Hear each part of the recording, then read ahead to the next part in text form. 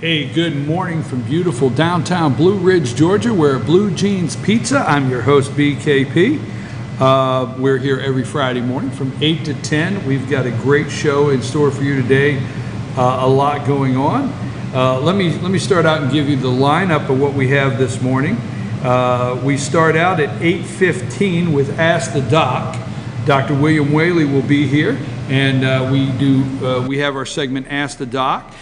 Just keep in mind, anytime throughout the week, if you would like to get a question to Dr. Whaley, you can always send those to info, I-N-F-O, info at fetchernews.com, and please put in the subject, Ask the Doc. We get every question to the doctor, and he tries to respond to all of them. So we'll have that at 8:15. At 8:45, we're going to have our all-star panel.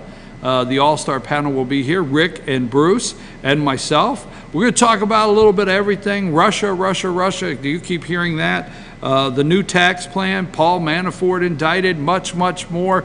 But the all-star panel, we cover a little bit of everything.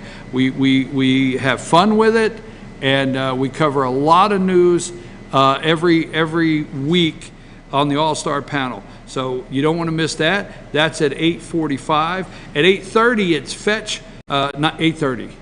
Oh, wait, let me back up. 8:15, Ask the Doc. Sam's supposed to be paying attention for me, or Rose or somebody. At 8:15 is Ask the Doc. At 8:45 is All-Star Political Panel. At 9:30 is Fetch Football Friday. Every Friday morning, Jason Banks, the director of TeamFYNSports, stops by. We take about 10 minutes. This is the last Friday night in high school football region play, regular season. Who is in, who is out, who is playing for pride, and what rivalry games in this last regular season high school football night. But Jason Banks will be here, and we'll be talking about that. We'll probably be talking a little bit about Murphy Bulldogs headed over to play Cherokee. That's going to be a big game tonight. But that's at 9:30. And then at 9:45 is Pet of the Week from the Humane Society of Blue Ridge. It's Puppy Day, okay? It's Puppy Day. You do not know how, every time I turn around, Sam and Rose and Lisa and who else, the whole list, wants to bring one of the dogs home. I mean, it's just wait till you see these puppies. You're going to want to take these puppies home. And in fact, this past week I met Daisy, didn't I, Rose? Daisy is a beautiful dog that come to help. Bella, FYN went to the dogs this past week. Bella came to work one day. Daisy was at work one day. So Pet of the Week with the Humane Society, it's Puppy Day. So before we get to our 8:15, you know, Russian collusion, treason, indictments, rigging an election, corruption. I mean, you know, the media would lead you to believe these are all the things surrounding President Donald Trump. But this morning, the president put out a tweet. Now, this is directly for you, Frank. Frank, I'm going to call you this afternoon so we can talk about this. You know, Frank, I haven't called in a while, but I'll give you a call later. President Donald Trump put out this morning. Now, remember in the campaign, you got to always remember, I guess one of the reasons I do like Donald Trump is he says things and you wonder what he knows. And I enjoy that myself. I will tell you the truth. I say things and you should wonder what I know. And I say that in all due respect. And that's one of the things I really enjoy about the guy. He says things and you wonder, what does this guy know? So do you have the one about him and Hillary with the rigged election? Is that ready? Can that be? The first one, rigged election, right? This is a debate. And this is President Donald Trump back during a debate with Hillary Rodham Clinton. Watch this little 1 minute and a half clip this morning. I've gotten to see the commercials that they did on you. And I've gotten to see some of the most vicious commercials I've ever seen of Michelle Obama talking about you, Hillary. So you talk about friend, go back and take a look at those commercials. A race where you lost, fair and square, unlike the Bernie Sanders race where you won, but not fair and square, in my opinion. And all you have to do is take a look at WikiLeaks and just see what they said about Bernie Sanders and see what Deborah Wasserman Schultz had in mind, because Bernie Sanders, between superdelegates and Deborah Wasserman Schultz, he never had a chance. And I was so surprised to see him sign on with the devil.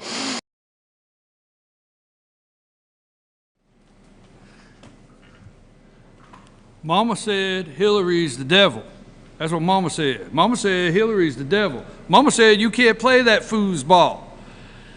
I never thought I would see Bernie sign on with the devil, okay? It was rigged. Bernie never stood a chance. And did you see on that video that smile, that evil smile Hillary likes to use, like, if you only knew, Donald, if you only knew. See, Trump knew then it was a rigged primary against Bernie Sanders. Trump knew then, and you did too, that Deborah Wasserman Schultz was in the tank for Hillary Clinton. Trump knew. I have come on this show. How many times have I come on this show and told you the deal? Why Tim Kaine was her vice presidential nominee? Because she wanted to control the DNC. She wanted to make sure that there was a deal in place, that nothing happened. She lost this time. So they went to get, what happened.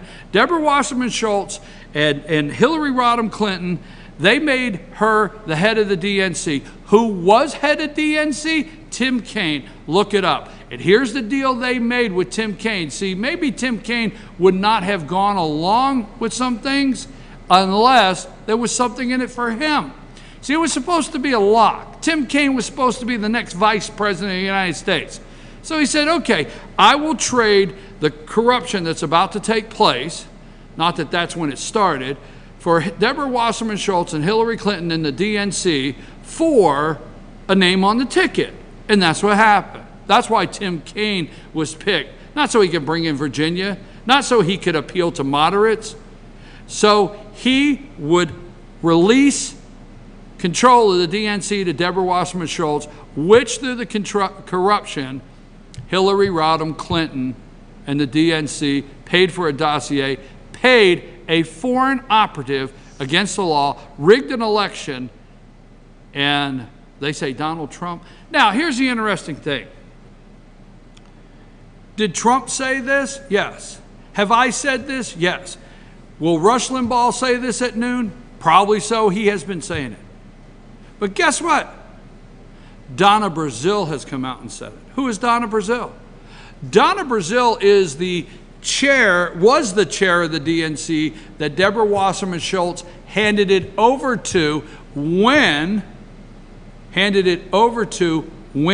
she got caught, right? And WikiLeaks released the emails, and she had to step down because they did not want all of this to swirl around their convention. They wanted to hush it, quiet, get things quiet. They wanted you to leave the convention thinking that Donald Trump attacked a Gold Star family, the Kahns. Remember the Kahns, Mr. Kahn and his Constitution, okay? And Donald Trump attacked him, right? That's what they wanted to do, not have you zero in on Deborah Wasserman Schultz and the corruption. So Donna Brazile comes in as the acting DNC chair. Well, we remember when Donna Brazile got caught handing the questions to Hillary Clinton over Bernie Sanders in a primary debate from CNN. Remember that? Well, you know what? Donna Brazile has a new book out. And in her new book, she talks about the deal that was signed in 2015 with Hillary Clinton having full control of the DNC, her campaign. So let me say this. I don't know what becomes of what Donna Brazile's book and her claims are, because trust me, she's no Republican, by no means. Trust me, she's no conservative, by no means. No, she has no reason to help. But what she did see, she's talking about.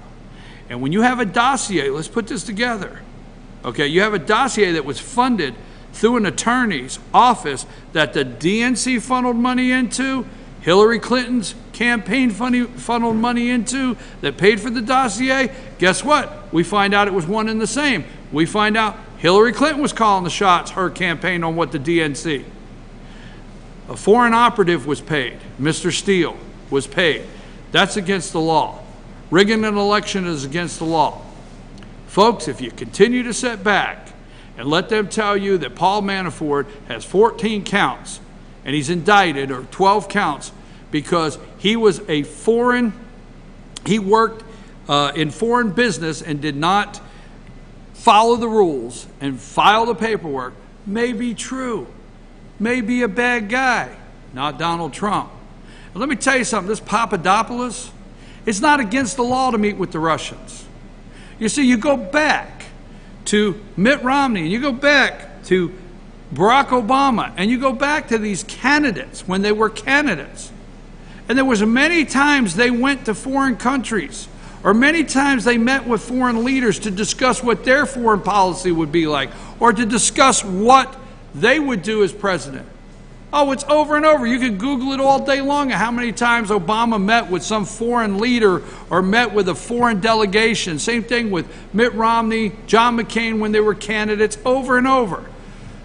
So Donald Jr. meeting with an attorney, Papadopoulos meeting with somebody in New York City because they think they had something on Hillary, but not transferring any money in the deal.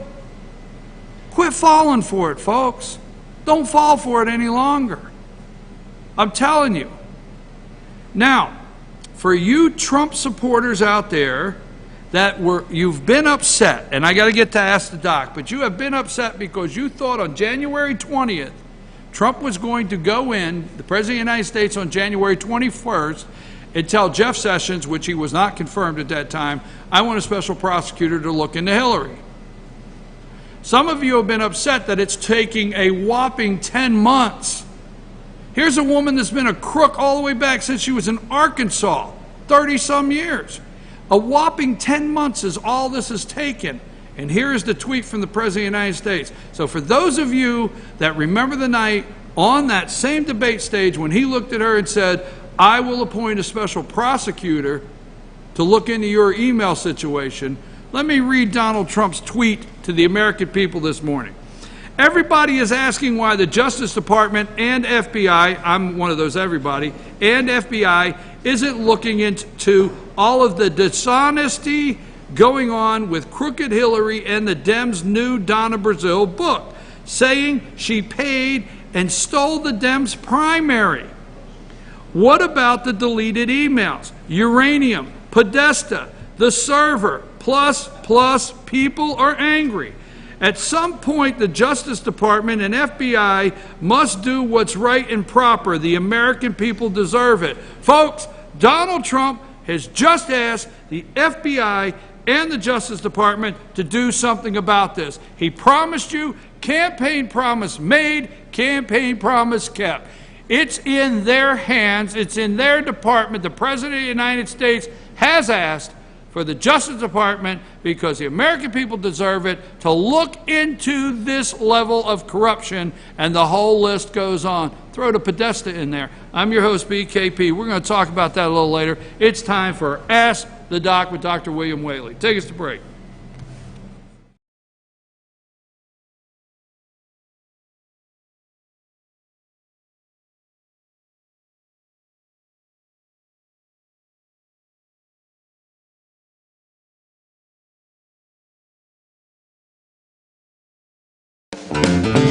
Ace is your healthful place for paint and home goods, tools, outdoor living, and lawn equipment. But did you know Ace Hardware of Blue Ridge is a little bit more? We have hunting rifles and accessories for your next hunting trip. We have Amish furniture imported directly from Ohio. And we have Ace Custom Woodworks for all your custom wood project needs, from cabinets to artwork. Ace Hardware of Blue Ridge. We have your new house in stock. North Georgia Diamond is your source for diamonds. Come on in to view the area's largest selection of fine jewelry at North Georgia Diamond. All repairs and designs are done on site by our jewelers. And North Georgia Diamond has the lowest prices on loose diamonds. You can also sell your gold, silver, and coins at North Georgia Diamond between Walmart and Lowe's in East Ellijay. Locally owned by Bill and Allison Craig, North Georgia Diamond is your source for diamonds in North Georgia. In 1981, Reed Nicholson began selling tires out of an old barn in Mineral Bluff. Little did he know that he had just laid the groundwork for the most trusted names in automotive services in the Blue Ridge area. In 1997, Nicholson Tire Center became what it is today, holding the same values of faith, family, and great customer service. 2 locations to serve you, and the Blue Ridge location is currently expanding to offer fast service and the largest U-Haul provider in Georgia. Nicholson Tire Center, Blue Ridge, and Mineral Bluff. Be sure to check out New Blue Home and Gift, located in beautiful downtown Blue Ridge at Sycamore Crossing. Find us on Twitter at New Blue Home. Everything beautiful for your home or a special gift can be found at New Blue Home and Gift. Call us today at 706-455-3873 or visit us at 531 East Main Street, Suite 103 in downtown Blue Ridge. Broken Bull, located in beautiful downtown Blue Ridge at Sycamore Crossing, is locally owned and operated. Our Simply Noel selection is the largest around. We have a great selection of unique clothing and several lines to choose from for men and women. We carry a beautiful variety of handmade jewelry from Blessed Be and others. All kinds of gifts, starting to carry shoes this fall as well. Come visit us on your next trip to Blue Ridge. We can't wait to meet you at Broken Bull, located in downtown Blue Ridge. Days Chevrolet in Jasper is dropping the hammer. Over $11,000 off MSRP on new Silverados. Just look what we've done to the price on this new LT Crew Cab. Save over $11,000 and pay just $32,500. And Days Chevy is dropping the hammer in a big way on all new Chevy Malibus. Save over $6,500 and pay just $17,900. The savings are real and they're big at Days Chevrolet in Jasper. Better days ahead, Days Chevrolet. Find new roads.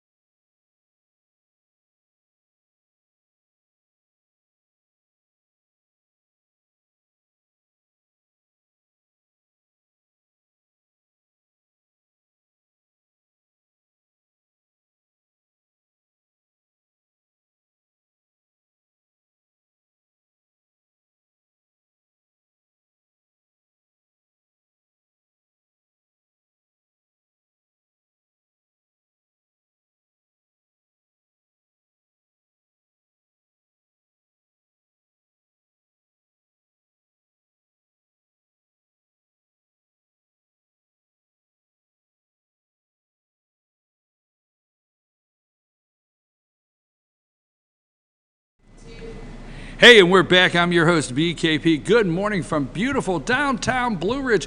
You know, yesterday, 70 degrees. It's warm. The leaves are changing. The color is beautiful in the mountains.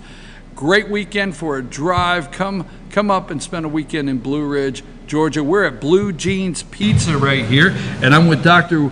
William Whaley, and we want to thank Georgia Cancer Specialists for sponsoring this segment. Welcome back, Dr. Whaley. How are you? Oh, thank you very much. Do you travel with Tab? I do. Do you travel with it? I do. Okay. I had a hard time finding one in the Cornell University Marriott this past weekend, and the guy says, "You know, you're the second guy to ask me in 2 days for tabs." He says, "Both of you are old." I got Coke New Zero at his place. It was terrible. It wasn't terrible. Well, you every time. I don't think I've ever said this to you, but every time you bring that tab, I think of the case that my mom kept on the back porch of Tab that we put in the refrigerator. So that takes me back. So first of all, we want to thank you for Dr. Jennifer Jones. We met her last week. Isn't she good, huh? Oh, absolutely. We just really enjoyed meeting her, and she did an outstanding job with the questions. So, but then we also want to say, since Dr. Tidman wasn't able to be here, he sent us a couple corny jokes. I know. I watched the first 20 minutes because they were before they closed the door on the airplane, and Jennifer began talking about the new narcotic law, Yes. which I thought was very educational. And people better get used to the idea that they can't go to their family practitioner and get their Xanax refilled after January 1. Are they going to go into the computer and the guy's going to say, look, I think, well, it's going to be a lot harder. It's going to change things. And I think she was right on with that. Well, let me ask you this. We're glad to have you back, but you always bring a lot of documents where you do a lot of research for our viewers, and I tell you that every week. If you have a question, info at fetchernews.com. Dr. Whaley does a lot of research when he's on the plane and traveling and visiting family at Cornell University. Do you want to start right into questions, or do you have something this morning to open with? To be honest with you, I actually spend 2 or 3 hours every week doing this thing, if not more. I learned something last week at Cornell that tells me how old I am. I am aware that politically correct, I'm not terribly politically correct, but this girl's mother is my Ivy League daughter. I think I told you 35 years ago at Wellesley was talking about these women. What my daughter told me when Manafort was appointed by Trump way back when, my daughter is really connected in New York and is a big financial supporter of the other side, as you remember. She's a dark sider. She said, Manafort's a crook. He needs to get Manafort out of his leadership. Everybody in New York knows he's a crook. Well, I never even heard of Manafort. And here it is a year and 4 months later or something, and he's all over the front page of the newspaper. Well, anyway, it's her daughter. Here we are at Cornell University, and I said, what's the name of our waitress? Man, you'd have thought I'd cussed. She looks at me like this. What did you say? I says, what's the name of our waitress? That's not a waitress. That's a server. Waitress is a pejorative, sexist, feminist term or some daggone thing like that. You don't call them stewardesses anymore, do you? I said, yeah, I do if they're female. You can't do that. Flight attendants. Anyway, so I wasn't in charge last weekend. This 18-year-old college freshman was teaching her granddaddy about the new world. Go ahead. Well, I'm going to say, let's see, I'm going to double down on that. I can't let that go, all right? Now, I'm not trying to get in trouble, but waitress, okay. I guess I can't do it. I hung out in the diner too many years, okay? But I'm going to say this, and let's see how much trouble I get. For the most part, these young ladies, these nice young ladies that wait tables, that used to be called waitresses, they tend to look at the bottom of that check and they do. and see what that tip was. Yeah, okay, right. So I think that's where they get most offended, is if you go in there and spend $50 and you leave a $2 tip, So I don't think they get as offended to be called a waitress. So I don't know. Well, you're going one step. Yes, right? You are. You're getting one step beyond that, because the next step beyond that is the casting couch and Weinstein. No. We need to move on to the question. Weinstein. I'm just saying, if you have the feeling that you are rewarding this young woman for your ability to call her a waitress by a big tip. No, I just want to refill on my Coke. What's the big difference between being a director like Weinstein and grabbing a little flesh? Our first question of the day. Thinking that you are rewarded for that, and you're able to do that because you're going to give her a part in the movie. I'm just trying to say, how big is the... Anyway, wait, let's go to some questions. You got to have a little controversy here. What question you want to go to? I did ask for it, folks. I did ask for it. What question? Okay. Let's go. I just want them to come back and refill my Coke. All right. Okay. But there's server. Server, can you please come? Or bus person, not bus boy now anymore, bus person. Go ahead. Okay. What a segue into our first question. My doctor recently commented that I have loose joints. What does this mean? It means that when you get that paper, you're supposed to lick it and then tighten it a whole bunch more when you've got the. All right. Are we going to get anywhere today? Yeah, we are. Okay. This is really a great question because the tendency to use that term, and I want to begin really by first of all, the sex of the asker was not there, and the age of the asker was not there. Okay. All So it is. Wait a minute. Let me go back real quick, not to interrupt. My doctor recently commented that I have loose joints. What does that mean? So there is a difference if it's a male or a female, and it's a difference in the age. What it is. Okay. I'm going to start with the broad universe of that concept of loose joints. Over here on the tech board is a young adolescent, young 20s female. And up to 20% or so of females more than males in their teenage years and adolescence, Sam, go to that one with the thumb, if you would, please, have loose joints because they're not yet, like ours, old and contracted and having a bunch of knee pain and stuff. And they can do things like pull their thumb down against their forearm, or they can do like this and make their elbow go back, and that's about 20% of females more than males, Asians and East Africans more than Anglo-Saxons, and as they go out of their teens and 20s, they become more rigid and get more like you and I. But they then are told by their doctor they have loose joints. That is not a pathological condition, and it is not a disease. It does make have you got the thumb up there, Sam? It does make it a little more likely that they can have certain sports injuries, like if it's the knee that's lax in a 13, 14-year-old girl playing soccer, that she might have more in the way of knee instability. A tennis player might have more in the way of wrist instability or something of that sort.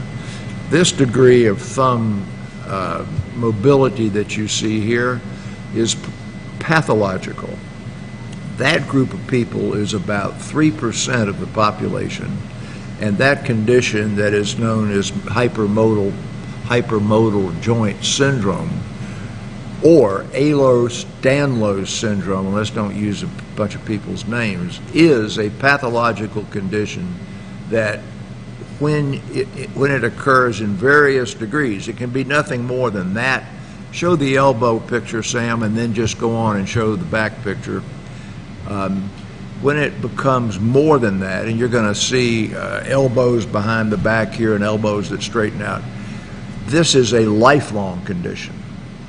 It represents some totally misunderstood and not yet fully characterized alteration in the character of cartilage and ligaments. And it's associated in its disease form, very small number of people, with lax skin. So you'll see people who grab this and pull it out to here, with bladder relaxation in females. You know, women who've had 8 or 10 kids, they say my bladder fell and I had to have a surgical procedure. But that bladder falling can occur in teenagers and people who've never had pregnancy, and it can lead then to a significant amount of injury because they have poor understanding. You know, when I got my head turned like this and my eyes closed, I can take my finger and put it in my ear, or this finger and put it in my nose, because I have proprioception, and my brain, my muscles, and my tendons tell me with my eyes closed where things are. When people have this real mobile joint syndrome, they do not have that degree of proprioception. So let's say they're walking across a field, and when it's dark, they're not as good as we are at hitting the ground and having their feet tell them where they are. So they can fall, they can have joint injuries and things of that sort. Now, let's go back again to the relatively normal 20% of people who have hypermodal joints, or to that diseased group of Ehlers-Danlos who have very mild cases. Some of the greatest violinists in the world have been people who had that. If you got that elbow picture in there, that it is an advantage in in music. Maybe that in the piano their fingers can go out and get more keys. In a violin they can get their arm around in the way you and I can't do. In athletics, the high jump, some of these conditions are associated with being taller than normal. That generally is called Marfan syndrome, and some of the greatest basketball players of the last 50 years who have been African American, thin, not terribly well muscled, tended to have a high head and could leap up and take that big old arm and go whack like that, had a condition called Marfan syndrome, which was one of these joint laxity conditions, and it obviously makes them better able to play the sport. You still with me? Mm-hmm. All right. So now you've got this spectrum from just a teenage girl who can do this, is going to stop being able to do it when she's 20, all the way over here to people whose joints are so lax they've been doubled and they can do this, and they can put their feet behind their head and they contort and they go into circuses, to this group in the middle that are really advantaged in basketball or advantaged in certain sports because they have a less severe case of it. So it's really a great question, and if you have any concern that the loose laxity is an actual disease and not one of these normal developmental things, that gets you out of the office of your family practitioner, because the family practitioner generally would send you to a center of excellence like a rheumatology place to Atlanta or Gainesville or somewhere where they've got a good rheumatologist, because these conditions can be associated with lax aortic valves and things around the heart that make it liable for sudden and unexpected death.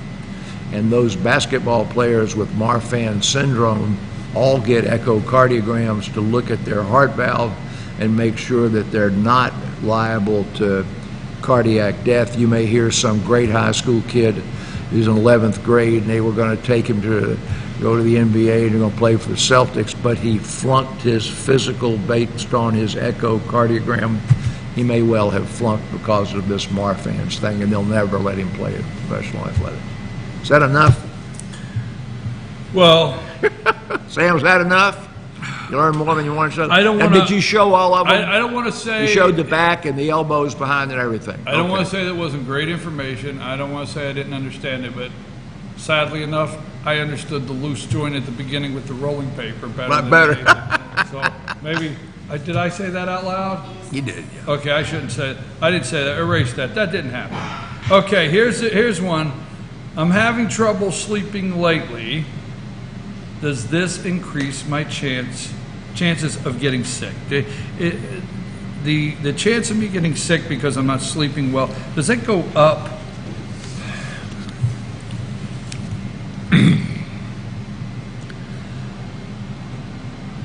Lately is a poorly defined term. Okay. For some people, it means this past weekend. For those of us with a lot of patience, and I've got tremendous patience, it might mean 2 years. So we're going to give it 90 days. Okay.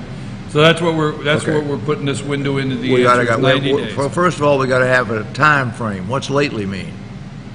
For the last 3 months, I'm not sleeping well. All right. Greater than or lesser than 90 days. And the second is, what do you mean by not sleeping well? So insomnia, by definition, is 3 nights a week of inability to have any form of good, restful sleep. And so That's the definition of I'm not sleeping well, not just 2 or 3 nights because dogs are barking, or 2 or 3 nights because you're harboring some joint that bothered you because you were, making a picket fence and your elbow hurt. So if you have 3 nights without being able to sleep, and it's interfering with your daytime alertness, it is interfering with your ability to focus on your job. There's an outcome to it, and it lasts greater than 90 days, you have reached the definition of chronic insomnia, and that generally is not related to job stress, not related to worrying about failing in school, not related to worrying about your kid being off in college in the first 3 months. I mean, those kind of things that would keep a normal person awake. And you go straight from that complaint to a sleep study, and you go to a sleep specialist. Less than 90 days. First of all, you try and figure it out yourself. I mean, is my husband's job in jeopardy, or we having financial problems? Am I sick? Am I having nausea or gastric reflux or whatever? And most of that lasts less than 90 days is the result of something else. And when you've gotten rid of the result of the something else, the insomnia gets better. So the insomnia didn't cause you to have the gastroesophageal reflux or the chronic anxiety over your husband's loss of job or your child or whatever. It was the result. But yes, those 2 things are related, being sleeping poorly and disease. Now let's go back to the guy that's really got the insomnia issue. It's been going on for months. He went to his doctor. He doesn't have reflux. He got himself one of those sleep number beds. He's got a big old pad on it. He got the white noise music in the background. These are all the normal things of sleep hygiene, which we'll come back to in a minute. He drinks no caffeinated beverages at all in 24 hours. He does not have spicy food after 4 o'clock. He doesn't drink a whole bunch of liquids. And the next is the sanctity of the location in which you are sleeping. I use this example. Do you usually eat your breakfast in the toilet? And the answer is no. And then I say, well, do you do your toilet facilities in the kitchen? And the answer is no.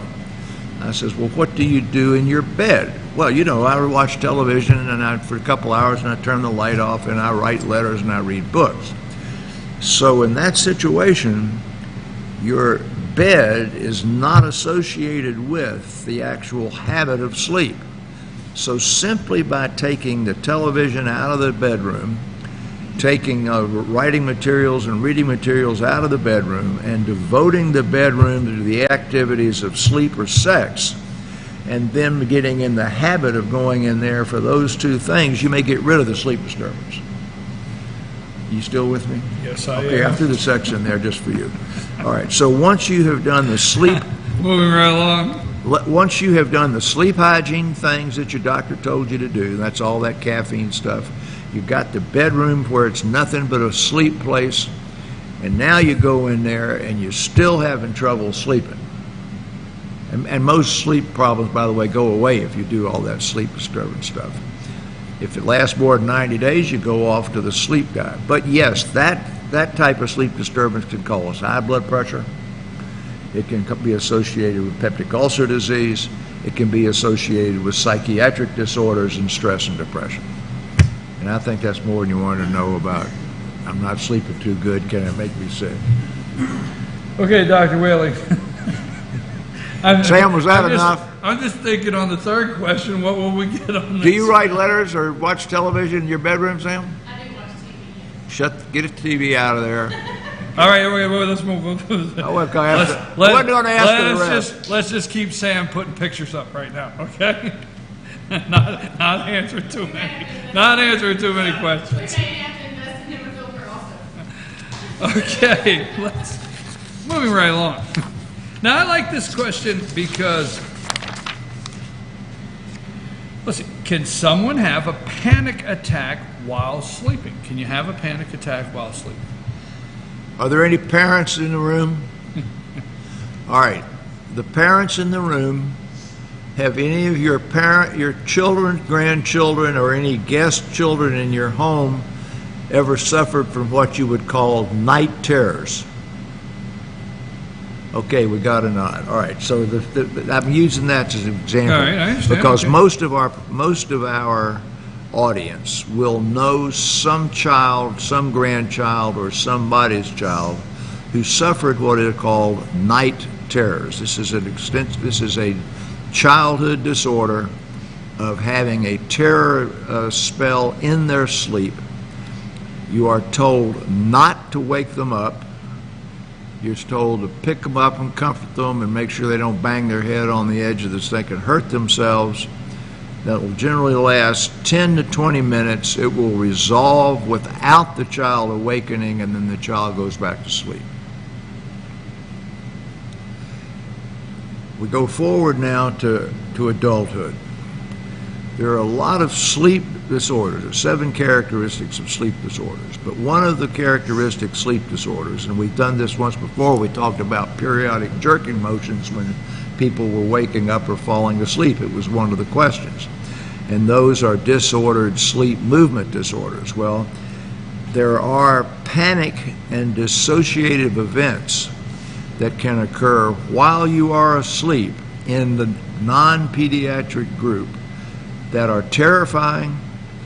They are absolute true panic disorder, and they can even be associated with dissociation, which is the idea that things aren't right. I'm out of my normal environment, or they can be associated with hallucinations.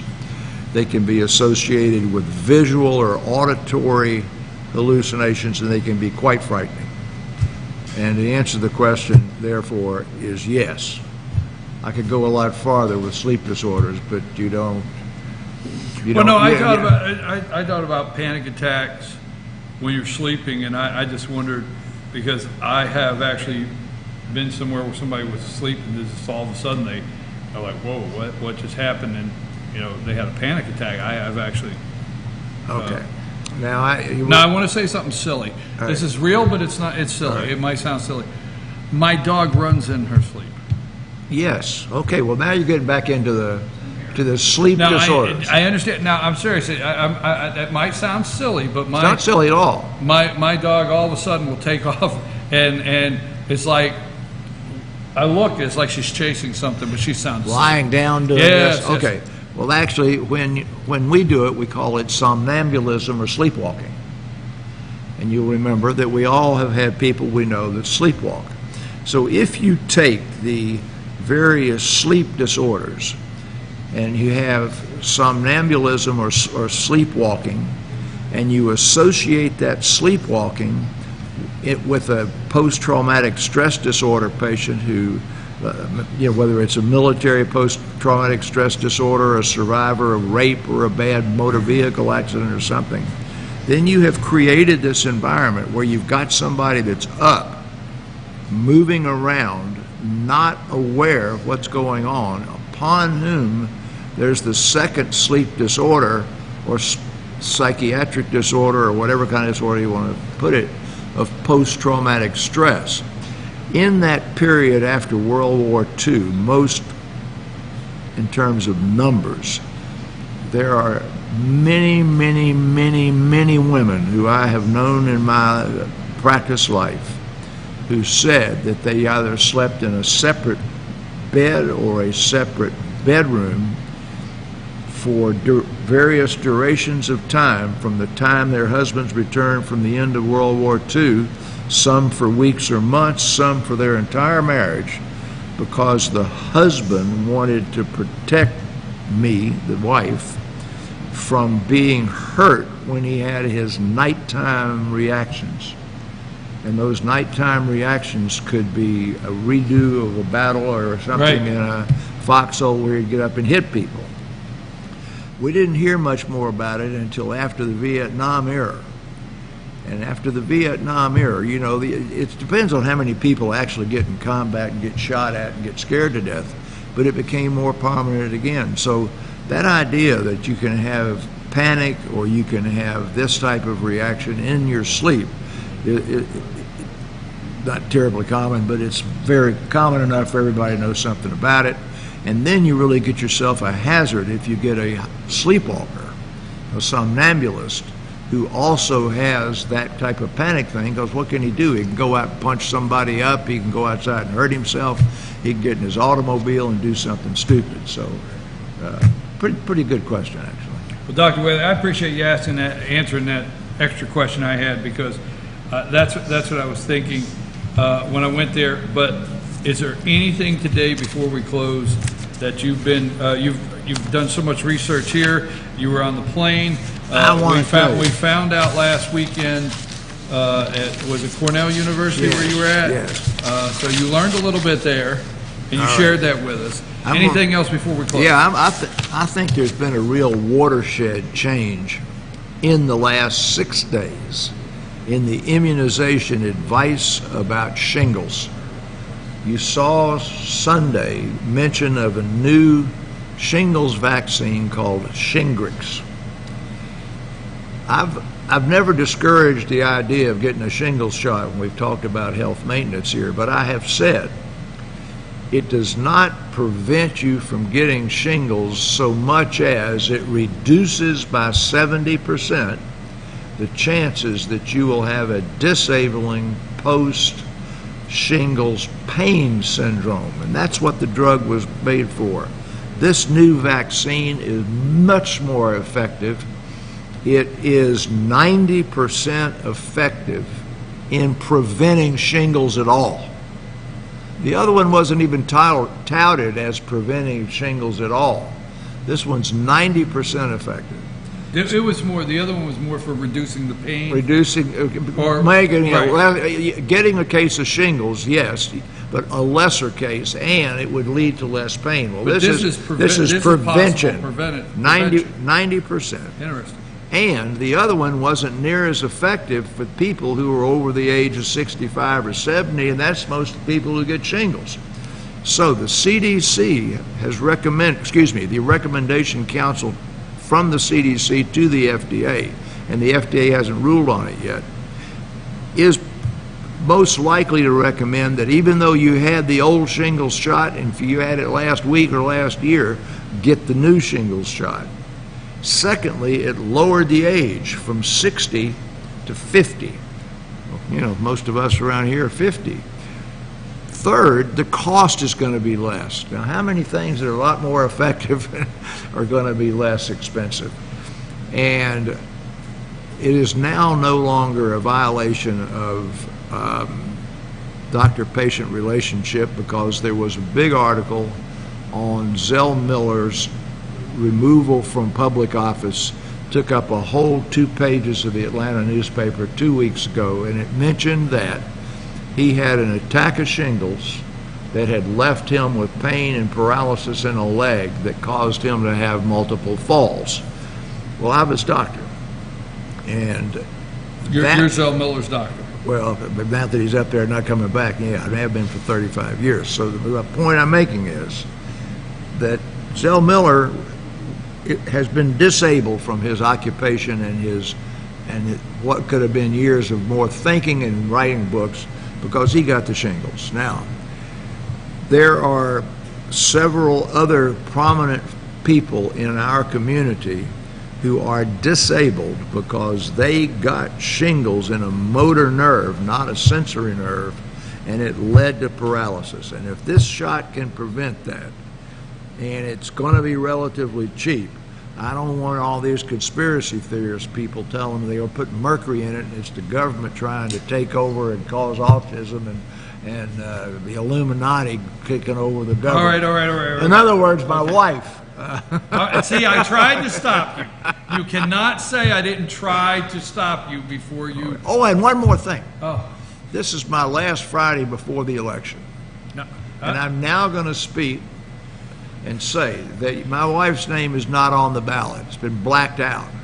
But I have been told that there are a number of voters in Blue Ridge, Georgia, who, when they get to that place, are writing Jane Allison Whaley in there as a write-in candidate. You'll remember she's my 34-year-old counseling daughter who lives in Blue Ridge, where Jane could have said, I live in her house.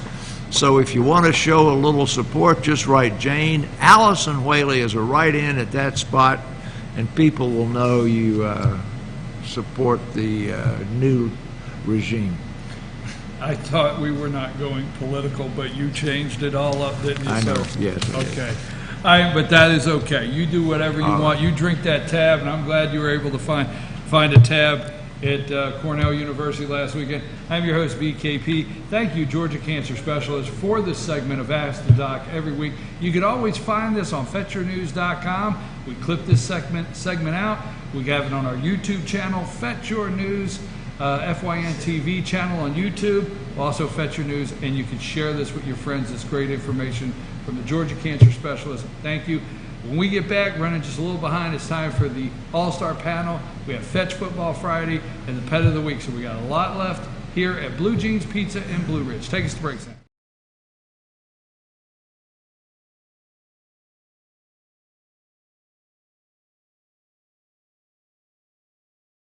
Kenty Artesian Silver and Gifts, the Peruvian shop, located in beautiful downtown Blue Ridge at Sycamore Crossing. Fine sterling silver, luxurious baby alpaca and exotic woods. A beautiful selection of exquisitely crafted gifts for all of your special occasions. Visit our website, artesiansilvergifts.com, or follow us on Twitter at Artesian Silver Gifts.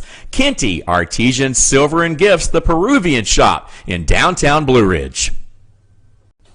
Papa's Pizza to Go in downtown Blue Ridge is the best in the area all-you-can-eat buffet. Call ahead or order online now at papaspizzatogo.com. Use our convenient pickup window for the best in pizza, subs, wings, breadsticks, salads, and more. And be sure to check out our lively game room. We serve lunch and dinner, catering available, take out or dine in. Papa's Pizza to Go in Blue Ridge, proud sponsors of the Fannin County Rebels. All I do is win, win, win, no matter what. Got money on my mind, I can never get enough. And every time I step up in the building, everybody hands go up. And they stay there, and they say yeah, and they stay there. Cause all I do is win, win, win. And if you going in, put your hands in the air, make them stay there. All I do is win, win. The Tupelo Tea mission is to provide over 80 premium tea blends for tea lovers who are looking for ways to explore new flavors and blends. Come visit Tupelo Tea, located in beautiful downtown Blue Ridge at Sycamore Crossing. Be sure to sample our various varieties of honey and tea. Visit us on the web at tupelotea.com or call us at 706-946-TEAS. That's TEAS. Tupelo Tea, located in beautiful downtown Blue Ridge.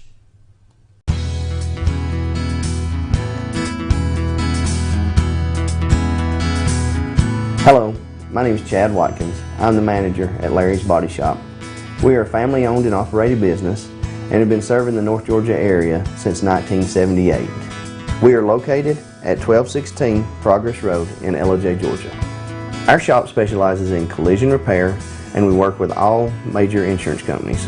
Larry's Body Shop is ICAR Gold, the highest role of training recognized by the collision repair industry.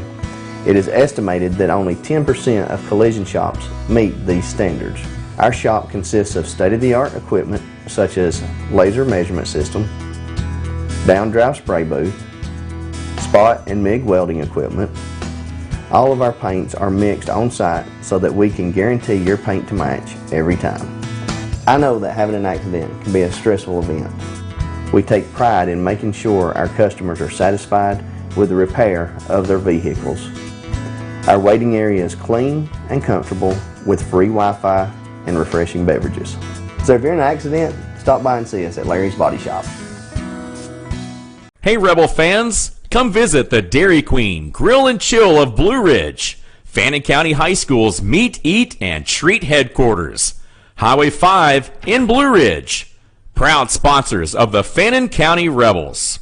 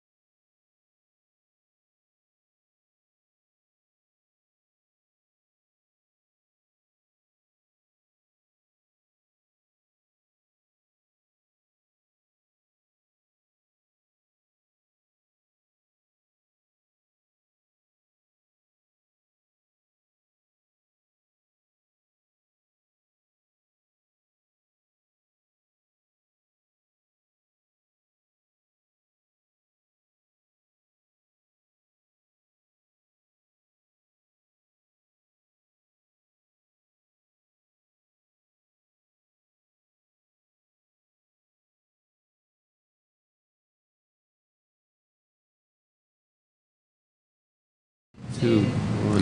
Hey, and I'm your host, BKP, and we are live at Blue Jeans Pizza at Blue Ridge, Georgia. Beautiful Friday morning. It is now time for The ASPs. the All-Star panel, which there is Bruce, Rick, and before we start, And guys, himself is right here.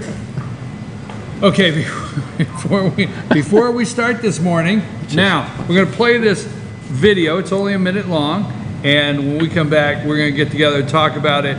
But I'm going to call this guy Campaign Promise Donald. Okay, made a lot of campaign promises. So Sam, whenever you're ready, let's play this video. I am going to instruct my Attorney General to get a special prosecutor to look into your situation, because there has never been so many lies, so much deception. There has never been anything like it. And we're going to have a special prosecutor. When I speak, I go out and speak. The people of this country are furious. In my opinion, the people that have been long-term workers at the FBI are furious. There has never been anything like this, where emails and you get a subpoena, and after getting the subpoena, you delete 33,000 emails. And then you acid wash them, or bleach them, as you would say, a very expensive process. So we're going to get a special prosecutor, and we're going to look into it, because you know what? People have been, their lives have been destroyed for doing 1/5 of what you've done. And it's a disgrace. And honestly, you ought to be ashamed of yourself. Secretary Clinton. NBC News. NBC. Whew. Okay, folks, all right, so campaign promises, all right? Campaign promises.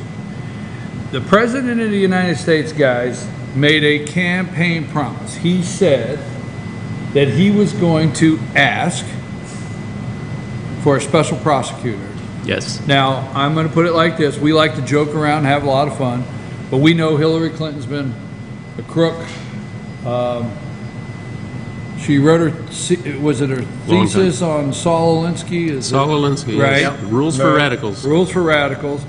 So we know, going back for years, and I actually get amused at the way she chuckles. It's like, you know, like big deal, right? I'm untouchable. But the President of the United States made a promise to the people during the campaign that if elected, he would ask a special prosecutor. Now, my question to you, and then let's have the discussion. This morning, the President of the United States said in a tweet, which a lot of people don't like his tweeting, I always have. So this is one morning I enjoyed the President of the United States using the Twitter account, which I want to thank Twitter for reactivating. That a rogue employee accidentally disconnected for 10 minutes. 11. Who's counting? Who's counting, right? Whoa. You don't think we pay attention, right? Okay, got it.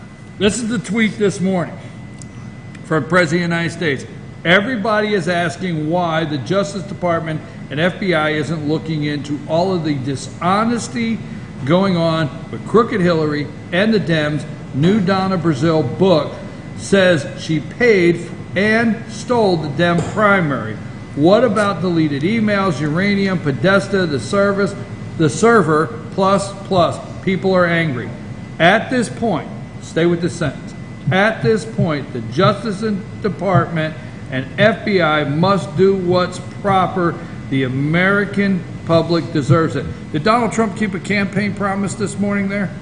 Well, a special prosecutor hasn't been named yet, so he's very close. But he said in that video he would ask to have a special prosecutor, right? Yes. What do you, I mean, I know I'm Yes. splitting hairs. Well, But did he ask this morning very directly for the Justice Department and the FBI to go further? yes, he did. You wonder how many times he's done it in a non-public Yeah, setting. exactly. And why it's not happening. It just baffles me, especially with this bombshell by Donna Brazile. Yeah, Brazile. I mean, that, you talk about alienating yourself from the Clintons. That is brutal. Do you think they upped her security? I think they upped her security, and she doesn't have purple hair anymore. Do you think CNN's Yeah, what was that all about? Is CNN going to rehire her? Well, I guess okay. So She came clean. what is your take on that? Do you think? I, for one, feel he just kept a campaign promise. Yeah. Well, I mean, your lead-in the show this morning was that, and I thought about it coming over here, and you're absolutely correct. He's systematically going through every campaign promise that he made, and he's checking them off the list. But why do you think Justice hasn't done something yet? Is it because Sessions is so sensitive to this, or I'm not getting why there hasn't been action already? Well, wait a minute. Let's go with that. A lot of people are not getting, and I made not a joke, but I'm going to call Frank this afternoon. I haven't talked to Frank for a while, and I know you know this. We talk. Frank likes his cheap cigar, so we get together. We have a cheap cigar. Frank says everybody's playing checkers, and Trump's playing chess. Now, that being said, a lot of Trump supporters or people are, I've said how many times that they thought he should have went in on January 21st. Folks, it's been 10 months. The guy's been there 10 months. Maybe the Justice Department is doing something. Maybe, and we don't know. Sub rosa. Maybe. It's that. But it's only been. That's what I keep coming back to, and I'm just, you just wake up every morning going, what am I going to see on Fox on the homepage? Is it going to be finally something where they're bringing this to justice? But you or got attempting to? Yeah, you got the assistant AG, Rod Rosenstein, who's part of the cabal, if you will. I mean, is he going to? He's in Uranium One Day. Is he going to investigate himself? These guys got to step down. I'm not for sure. I will tell you this. I always like to look at, wait a minute, what are you really up to? And who are you speaking of? What's Donna Brazil? Why did she? When she got caught? Because I do remember all of the interviews immediately that she lied and said it didn't happen when she fed Hillary Clinton the questions through CNN against Bernie Sanders. Is it possible? This is a strange question, which it should not be this strange. Is it possible that she had a conscience? Is it possible it's bothered her that bad? Is it possible she looked and said, how? I mean, is there still humanity left that this woman said, hey, I think look what I've done. I think, I mean, I don't know. Am I out there? I think before Halloween it was the triggering event. When Hillary said she was going to dress up as the president for a Halloween costume, I think that just pushed everybody over the edge, tongue in cheek. But there is a move, I think, in the Democratic Party to go hard left and get rid of all the the moderates, if you call Hillary a moderate. And I think they made a decision to throw her under the bus. Well, if you saw Elizabeth Warren yesterday. That's what I was getting ready to say. We talked about that a few minutes ago. Yeah. I mean, she's going, that happened. Yeah, because that clears the deck for her. Well, they lost the Bernie supporters. Well, yeah, but I mean, think about it. It's a little disingenuous that Bernie's complaining about this, because he's not a Democrat. I mean, so the Democratic Party, rigged it against an outsider, an independent, whatever you want to call him. So, okay, how is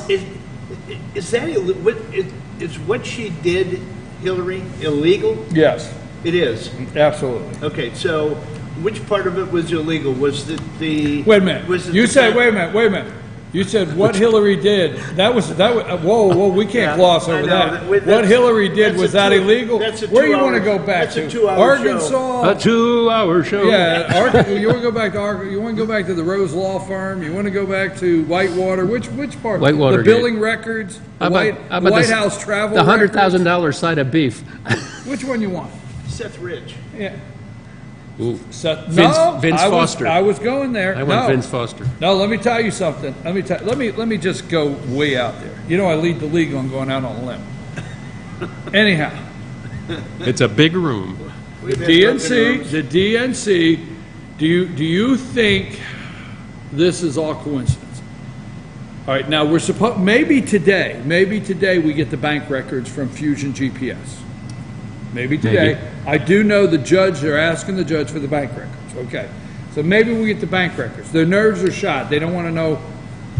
And somebody, I think we all know this, we've been involved before where even, I was involved with a pretty good sized corporation, not that big, but even if I wanted to get you a vendor a payment, I had to fill out a request to the home office and attach your invoice requesting your payment.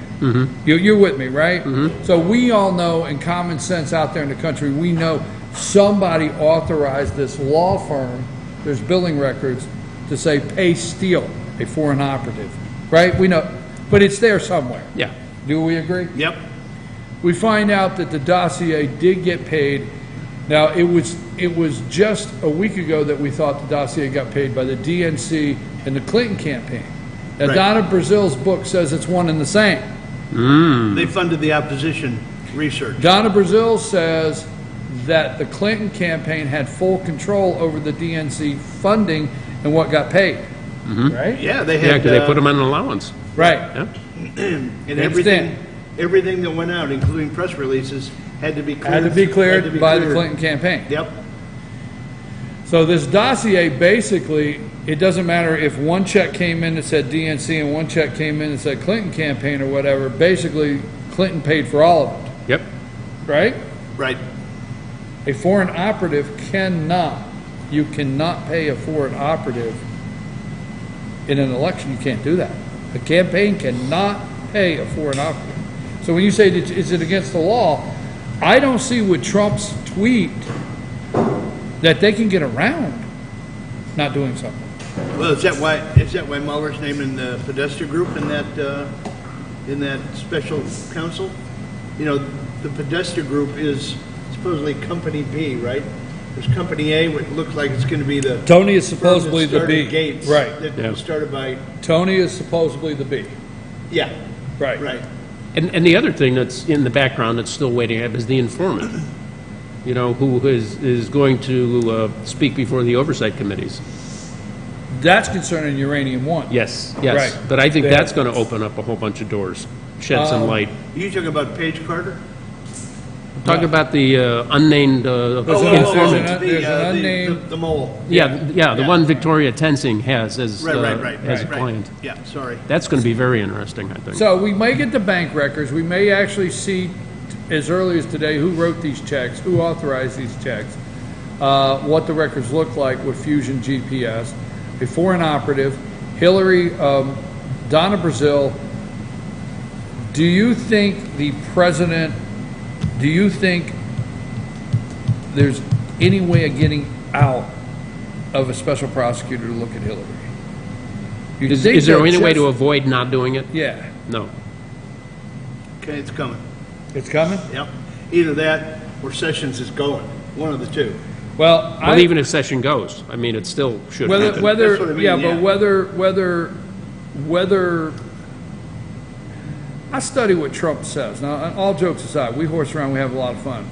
But when Trump went this morning, okay, he didn't, you know, everybody knows she's crooked Hillary. So that's the closest he comes to calling somebody anything. He doesn't call Donna Brazil a bunch of names. He doesn't. This is actually a very serious tweet. To me, he's not playing games, and he says directly to the Justice Department and FBI. And then the final sentence is the American people, the American public deserve it. And I don't care what all the polling numbers they say. I believe it very strongly. The American people want this. This isn't the first time that he sent out a tweet, which was which we're hopeful that it's a precursor to something going to happen. He does it all the time. No. This is the first tweet that it's very clear and not diluted and it doesn't have any mystery of what he means or anything. This is a very clear tweet, and it says the Justice Department and FBI must do what's right and proper. That's the strongest sentence he has written on whether he would or not. And of course, though, I mean, you know, the mainstream media is talking about all the poll numbers, you know, were down for him, and, you know, his base loves him, but nobody else does. And, you know, he's a pariah on the world stage, and this and that and the other thing. I mean, you know, that's the background buzz now. And of course, that he's going off to Asia today. Yeah, here. In fact, we're looking at TVs and Yeah, there's Blue Marine Cheese One. Pizza right now. Marine One's coming in right now. They're the Asian trip. Wait, Go ahead. I might have misspoken. Can we say Podesta in a pizza restaurant? I'm just asking. I don't know the protocol. I thought Whaley had left the building. Not in this one. Not in this one. Somehow, from management yelled from the back, or some. Not in this house. Some guy flipping a pie in the back just yelled, "Please don't." All right. All right. No Pizzagate in Blue Ridge. Listen, before we move along, let me say this, okay? Let me get back to getting out on a limb here. Folks, I'm just asking you, you can get upset with me all you want. The DNC paid for this dossier. The DNC was run by Hillary Clinton.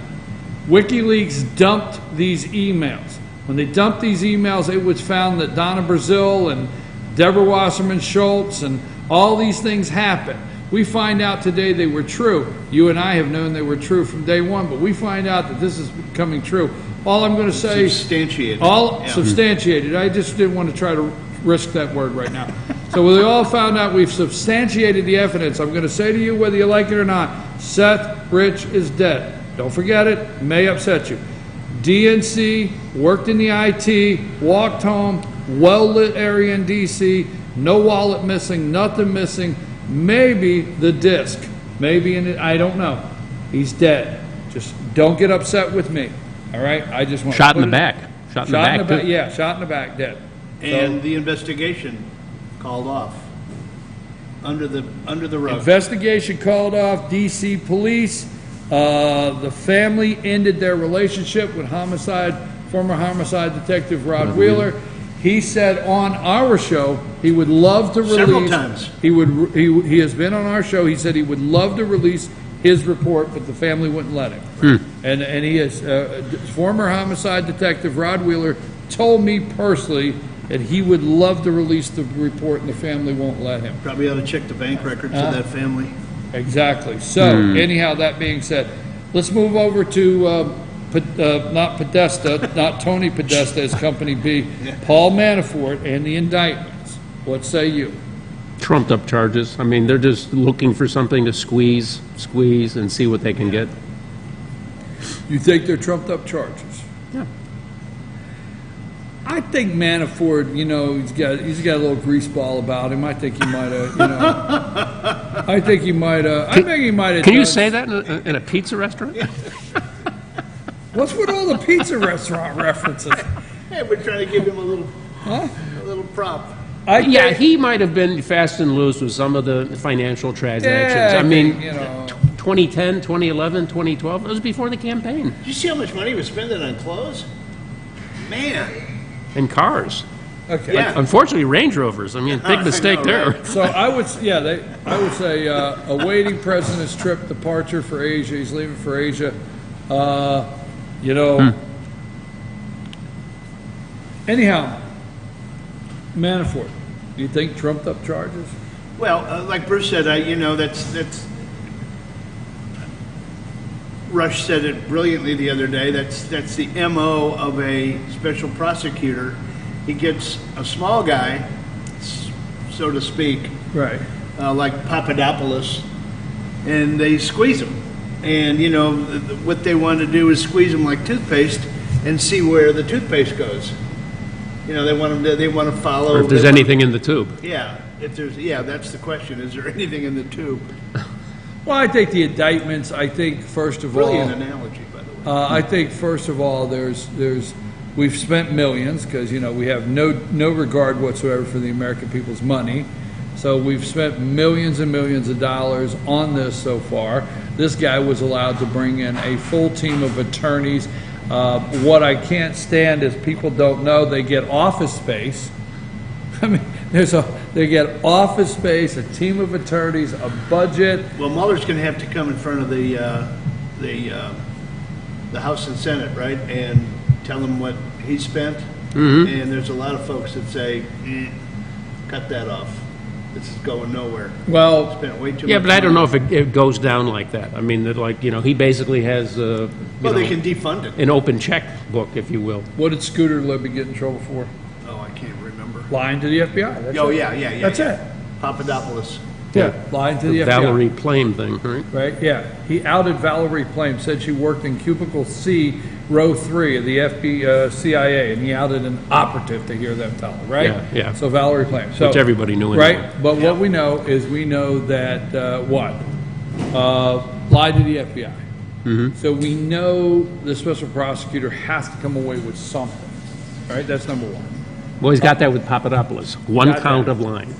Do I think that Manafort does a little bit of greaseball stuff? Yeah, I think so. Maybe Okay? to the listeners and viewers, you could explain greaseball stuff. Hey, Just little sidebar. Do I think they do a little bit of greaseball stuff? Yes. Okay. Now, here's what I think. Don't get everybody get all upset with me. Do I think that's actually the reason that the campaign brought him in? They knew he could do a little bit of greaseball stuff? I do. Now, not illegally, you got it? Not illegally, but let me explain. Borderline. Manafort was known to be able to do what they call get the delegates in line. Okay. Is that a game?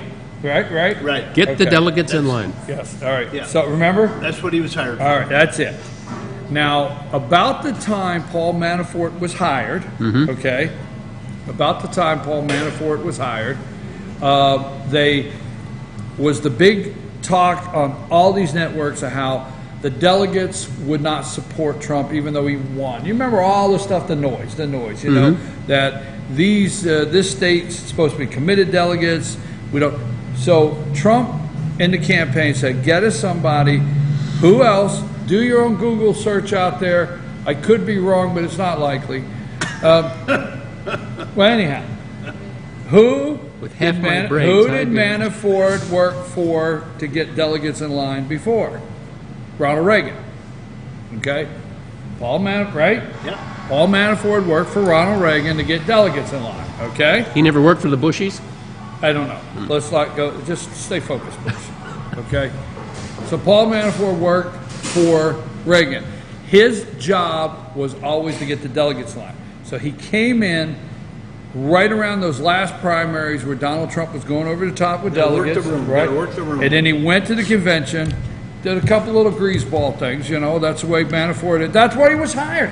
I mean, Hillary's a freaking crook, and we know that. And it's like I broke it to somebody that some greaseball things happen in politics. Right? Are you shocked? No. Okay, anyhow, moving right along. So he does a couple things there. The delegates get in line, says bada bing, bada boom. The heat gets on him a little bit, and he says, whoa, I better leave. That's all Better that take a happened, pass. right? Yep. So then they started looking at him, and they found out, you know what? $100 million out of the Ukraine that got funneled through several things, and next thing you know, you got 20 gold watches. Yeah. Okay, am I anywhere close? Just a smidge off. A smidge. Just a smidge. Okay, Bruce, what do we want to talk about today that maybe you've been seeing in the news this week? What is on Bruce's mind today, or what direction Bruce wanted to go? I'm happy to follow your lead, but I find it encouraging they finally got the tax plan out. I think that is going to be topic A for the next 3 to 4 weeks, and I think it's a good thing. I'm very disappointed. That's what he brought. No, it wasn't. That was terrible. okay. I was looking for. You know what I was looking for? Trying to support my friends. Stay over there. You know what I was looking for? What were you looking for? Coal production up 8%. I thought you were bringing that. Got the No, orange folder. no. I thought you were bringing that, No, Bruce. no. I was like, Let's that's rotate. why I rolled it up there for you. Let's go to the U.S. women's national team. But you know that. I'm sure. People, if you just tuned in for the first time, we do this every week. Bruce, but did you see that coal production up 8%? Yeah, and then the coal companies financially are Are- like making right. a turnaround Yes. significantly, so that's good. Yes. It's good. Tax plan, I'm just joking around. I do Yep. think the tax plan is, Finally. do you think it's going to hit? Do you think they're going to get it through? Do you think they're going to get 60 votes? Well, they're not going to need 60. They're going to do reconciliation, so they will get Okay. 51. All right, okay. What say you? I'm going in a different direction. I'm still a little bit nervous that the Brazil thing and all the focus on Russian collusion and the Mueller investigation is still a smokescreen for Hillary.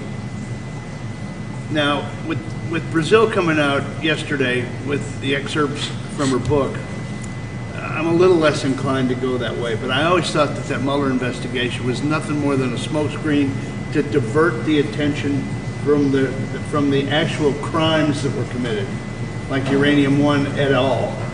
Yeah, and a lot of the opposition media has said as much. This is like, a tempest in a teapot. Right. It's no big deal. It's opposition research, and let's just call it that and move on. Yeah. Yeah, it's all you hear now. Move on, let's move on. So the other thing I got, congratulations to the Astros, first World Series. Indeed. In franchise history. 55 years. Great World Series. Not as good as the Cubs and the Indians, but it was a good World Series. That's what you brought. I thought it was two good shots. What do you got? What do you got? No, I'm okay with the Astros. If you're okay with the Astros, I mean, they're just not an American League team, and so I can't put them down in the book as an American. That was the first time two National League teams played for the World Championship. There you go. They were a malt liquor, right? They're Colt 45s. Colt 45s, yeah. Yeah. So, that was your final thought? George Bush has still got a nice first pitch. What about that? That was a nice pitch. Hits the glove, smacks the glove, right? Dink. Yep. Still hits it. Was that your final thought? No, that's not my final thought. Well, who wants final? Who wants? Are we done to final thoughts? We have to. I have a candidate that just walked in. I'm going to say hello to. Okay. I'm going to say hello to a candidate that just walked in, and I'm going to say hello to Jason on football, and then it's Puppy Day because we got a couple puppies from the Humane Society. They're coming into the pizza place, huh? Anyway, just a little bit on the election. There's 3,141 counties in the United States. Trump won 3,084. There are 62 counties in New York. Trump won 16. Trump won 46. Clinton won 16. She won the 5 counties around New York: Bronx, Brooklyn, Manhattan, Richmond, Queens. She won that popular vote by 1.5 million votes. So basically, the 5 counties around New York City gave her, across the country, her 1.5 million vote thing. So, I mean, he won almost 3,100 counties, and she only won 57 in the whole U.S. Our leader. What's the point? I think maybe you ought to fax that to CNN and MSNBC or somebody else. Yeah, he did what not are you telling get that me? from their website. What are you telling me? I just wanted to re-emphasize a point. It was a good point, I might add. I agree with you 100%. It's just, do you think they will catch on? No, let's go. Go with your All right, final. We only got a couple.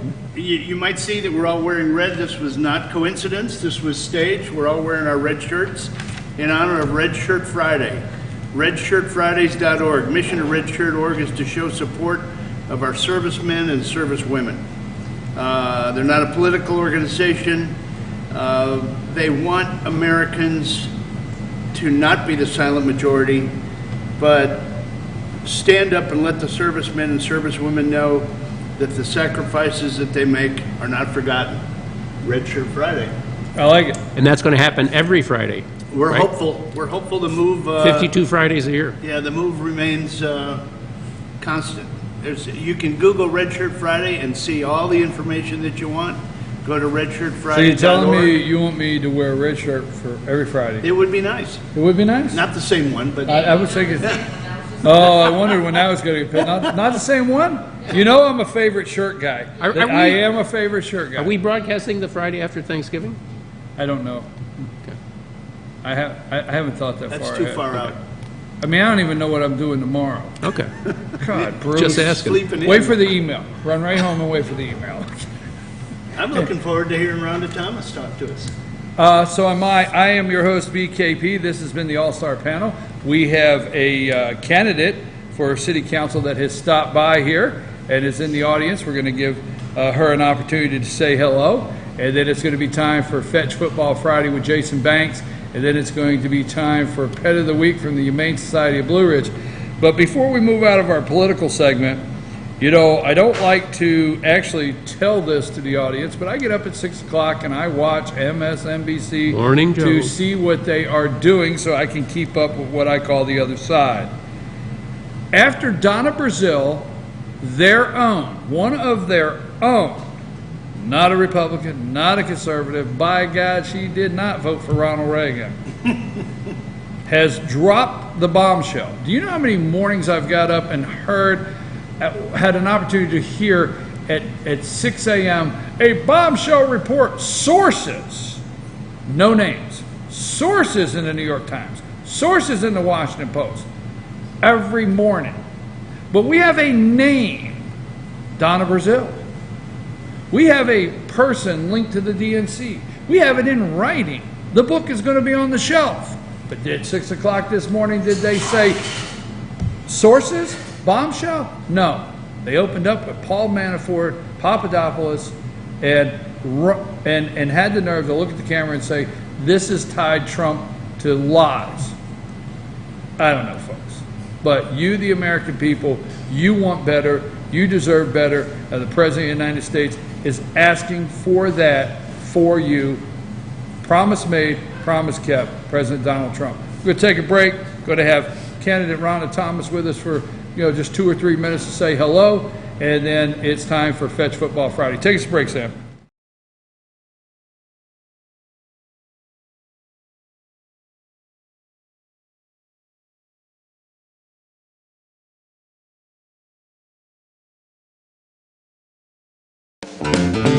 Ace is your helpful place for paint and home goods, tools, outdoor living, and lawn equipment. But did you know Ace Hardware of Blue Ridge is a little bit more? We have hunting rifles and accessories for your next hunting trip. We have Amish furniture imported directly from Ohio.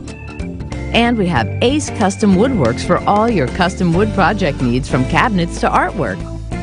Ace Hardware of Blue Ridge. We have your new house in stock. North Georgia Diamond is your source for diamonds. Come on in to view the area's largest selection of fine jewelry at North Georgia Diamond. All repairs and designs are done on site by our jewelers. And North Georgia Diamond has the lowest prices on loose diamonds. You can also sell your gold, silver, and coins at North Georgia Diamond between Walmart and Lowe's in East Ellijay. Locally owned by Bill and Allison Craig, North Georgia Diamond is your source for diamonds in North Georgia.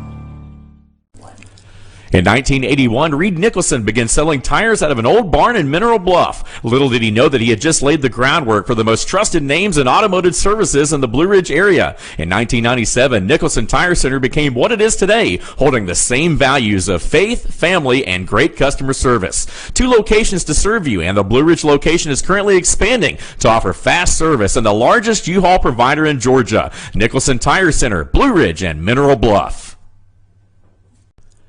Be sure to check out New Blue Home and Gift, located in beautiful downtown Blue Ridge at Sycamore Crossing. Find us on Twitter at New Blue Home. Everything beautiful for your home or a special gift can be found at New Blue Home and Gift. Call us today at 706-455-3873 or visit us at 531 East Main Street, Suite 103 in downtown Blue Ridge. Broken Bull, located in beautiful downtown Blue Ridge at Sycamore Crossing, is locally owned and operated. Our Simply Noel selection is the largest around. We have a great selection of unique clothing and several lines to choose from for men and women. We carry a beautiful variety of handmade jewelry from Blessed Be and others. All kinds of gifts, starting to carry shoes this fall as well. Come visit us on your next trip to Blue Ridge. We can't wait to meet you at Broken Bull, located in downtown Blue Ridge. Days Chevrolet in Jasper is dropping the hammer. Over $11,000 off MSRP on new Silverados. Just look what we've done to the price on this new LT Crew Cab. Save over $11,000 and pay just $32,500. And Days Chevy is dropping the hammer in a big way on all new Chevy Malibus. Save over $6,500 and pay just $17,900. The savings are real and they're big at Days Chevrolet in Jasper. Better days ahead, Days Chevrolet. Find new roads.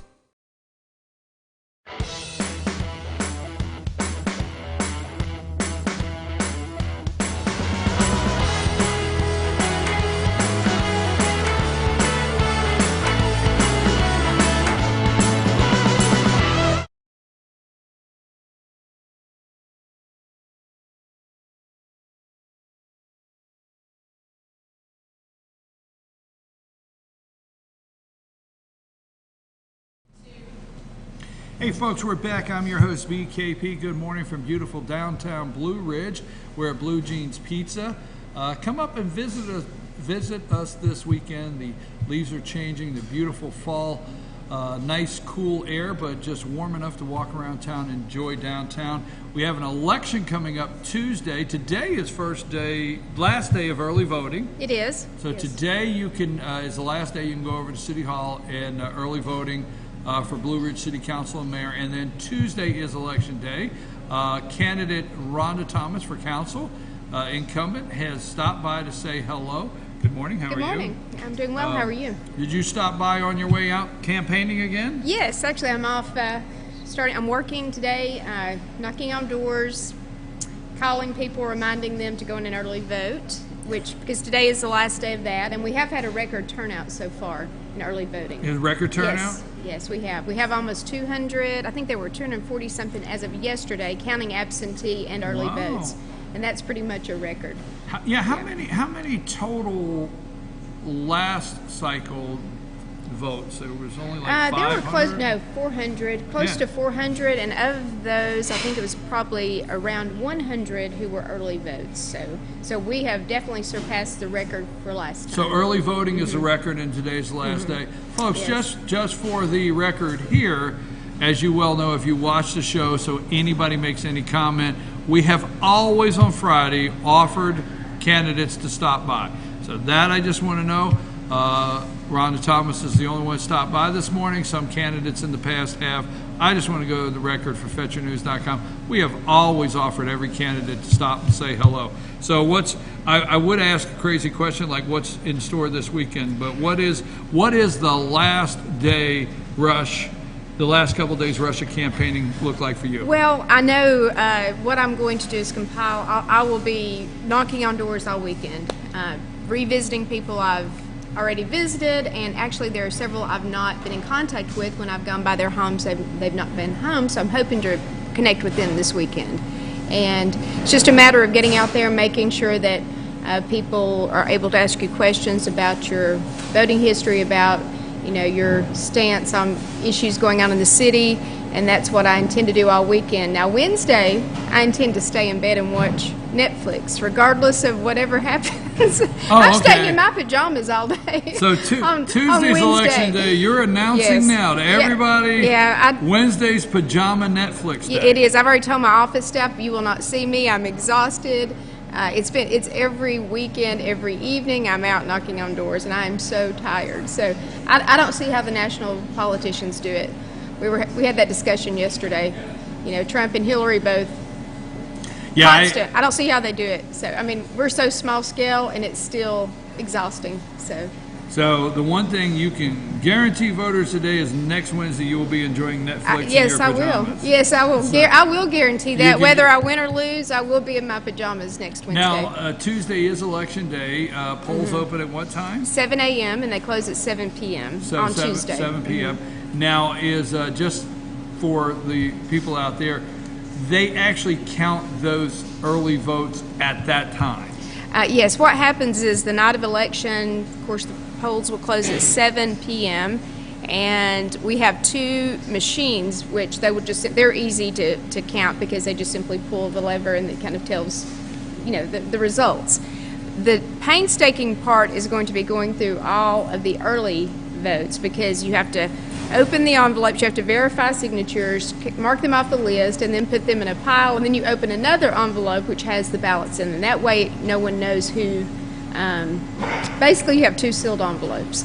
So the second envelope, which will go in a different pile after they've marked it off the list, will be, it won't be marked, you won't know who's voted. So that protects that person, and their vote is always unknown. So with this record number of early votes, that could take a little while to sort through. I anticipate it will probably be 9 p.m. possibly next Tuesday before we know. It should be between 8:30 and 9. So. 8:30 and 9. Okay. Well, so it closes at 7. It'll probably be about 8:30 and 9 before we know the results. Anything for the voters, or anything that you'd like to share with us that you're talking door to door, or anything you'd like to say for? Well, as I've told the voters who are in the city of Blue Ridge. I'm running on my platform, fixing infrastructure, continuing to improve that. I would like to see the farmers market. I'd like to see a new face for the farmers market. I want to see life brought back to that facility. And parking, that's a huge issue, which I will be discussing that at the November the 14th meeting. I've been working with GMA on some parking plans and possibly some solutions for that. So those are my 3 top priorities that I tell all the voters. Those are the things I want to work on. And of course, if anyone has any questions for me this weekend, you can email me, call me, Google me, and my number pops up because of real estate, so you can always find me and give me a call. Well, we know Friday, Saturday, Sunday, and Monday, there's 4 days before Tuesday's election here for Blue Ridge City Council and Mayor, and we know that all of the candidates are out door to door asking for your vote. This is candidate Rhonda Thomas. Now, what post is this? Post 2. Post 2. This is Rhonda Thomas running for Post 2 City Council of Blue Ridge that has stopped by this morning. One more time before we go, just so everybody knows, we have always invited every candidate just to stop by and say hello. Thank you very much. Thank you for having me. I appreciate it. Look forward to Netflix. And I certainly appreciate everyone's support throughout this campaign. And please go vote. Thank you. Look forward to Tuesday and look forward to Netflix. And if anything good's on there, let us know, because I always hit everybody up and say, you got a good Netflix selection. And I have something picked out, but I'll let you know after. Okay. We're gonna take a brief break, and then we're gonna come right back, and it's time for Fetch Football Friday with Jason Banks. He's got some stuff for us for Friday Night Football, and then our Pet of the Week. Sam, take us to break.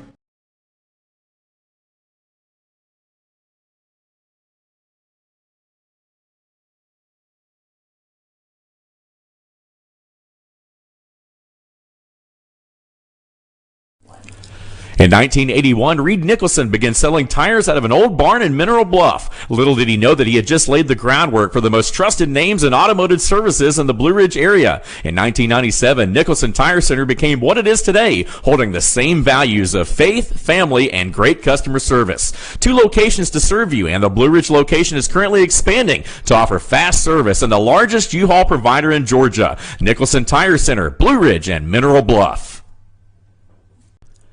Be sure to check out New Blue Home and Gift, located in beautiful downtown Blue Ridge at Sycamore Crossing. Find us on Twitter at New Blue Home. Everything beautiful for your home or a special gift can be found at New Blue Home and Gift.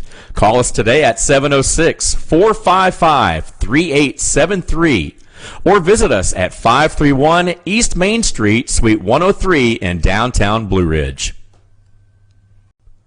Broken Bowl, located in beautiful downtown Blue Ridge at Sycamore Crossing, is locally owned and operated. Our Simply Noel selection is the largest around. We have a great selection of unique clothing and several lines to choose from for men and women. We carry a beautiful variety of handmade jewelry from Blessed Be and others. All kinds of gifts, starting to carry shoes this fall as well. Come visit us on your next trip to Blue Ridge. We can't wait to meet you at Broken Bowl, located in downtown Blue Ridge.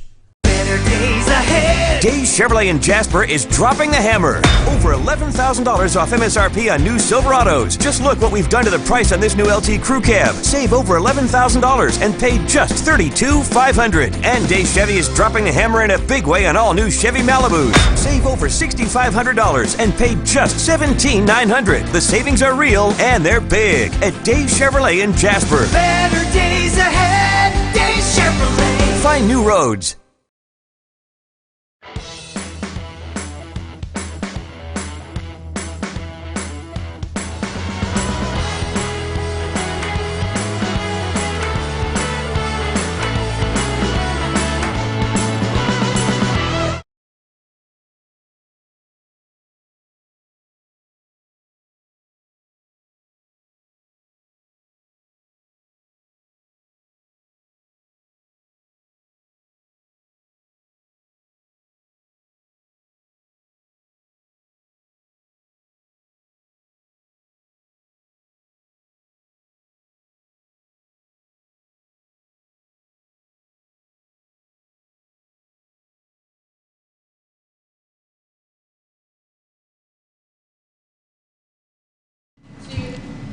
Hey folks, I'm your host, BKP. It is time for Fetch Football Friday. I'm here with Jason Banks, the director of TeamFYNSports. We are at Blue Jeans Pizza.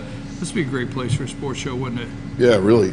Right? It's a bit perfect. Yeah, okay. Let's think that out. Yeah. Anyhow, last night, Jason and I, we were down Pickens. Did we have a good time or what? Man, it was awesome. This whole week's been awesome. Senior. All these seniors, yeah. Down at Pickens, they had a pretty good turnout. I think all 11 guys. All 11 of their guys came out, ate a lot of food, a lot of laughing.